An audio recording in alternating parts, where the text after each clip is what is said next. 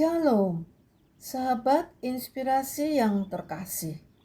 Firman Tuhan terambil dari Ulangan pasal 6 ayat 7 sampai 9. Haruslah engkau mengajarkannya berulang-ulang kepada anak-anakmu dan membicarakannya apabila engkau duduk di rumahmu, apabila engkau sedang dalam perjalanan, apabila engkau berbaring, dan apabila engkau bangun. Haruslah juga engkau mengikatkannya sebagai tanda pada tanganmu, dan haruslah itu menjadi lambang di dahimu. Dan haruslah engkau menuliskannya pada tiang pintu rumahmu dan pada pintu gerbangmu. Sahabat, sebagai orang percaya yang sudah menerima Kristus sebagai juru selamat dan dengan pertolongan Roh Kudus, kita selalu berjalan seturut kehendak Allah dalam hidup keseharian kita. Bagaimana dengan anak cucu kita?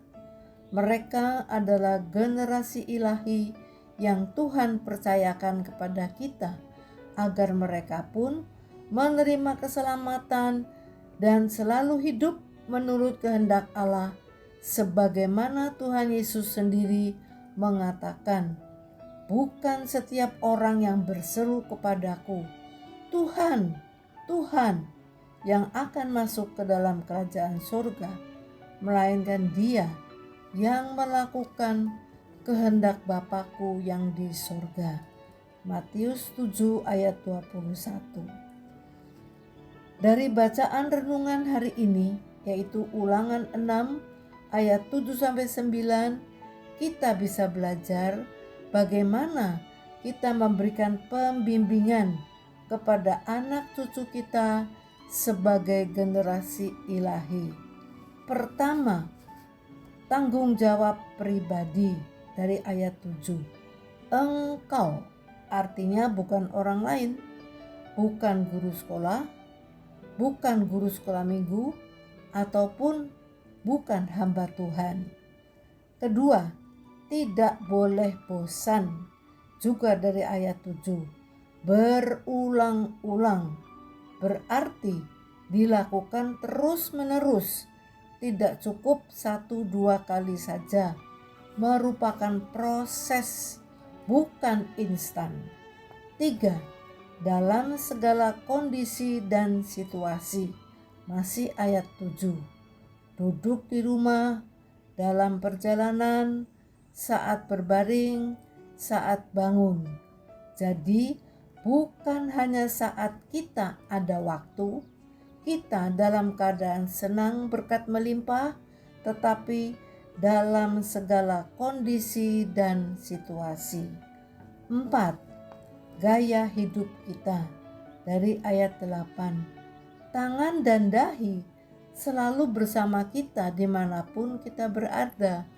Berarti pengajaran atau bimbingan yang kita berikan menyatu dalam hidup kita, merupakan gaya hidup kita, bukan jargoni.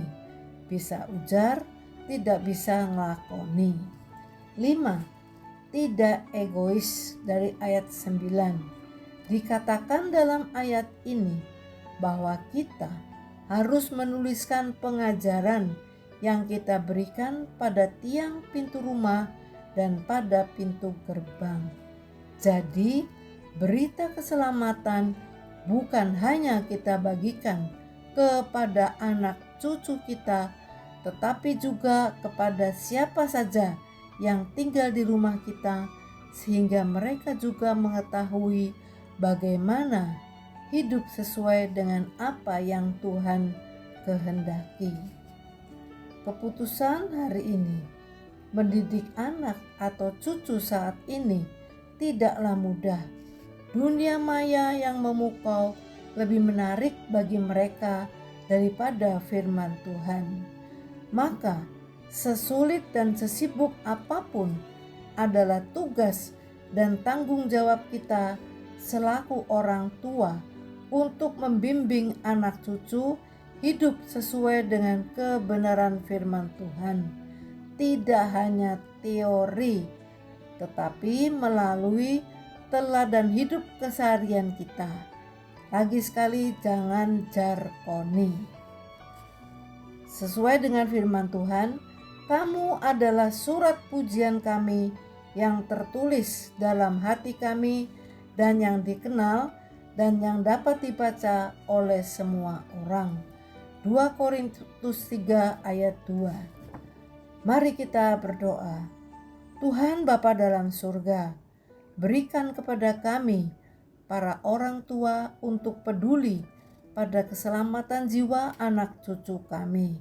Beri kami hikmat untuk dapat membimbing dan mengarahkan mereka memiliki kerinduan, membaca, merenungkan, dan menghidupi firman Tuhan, sehingga mereka tidak hanyut dalam dunia maya yang mungkin lebih menarik. Beri kami kemampuan untuk menjadi teladan iman bagi mereka. Terima kasih Bapa, dalam nama Yesus kami berdoa. Amin.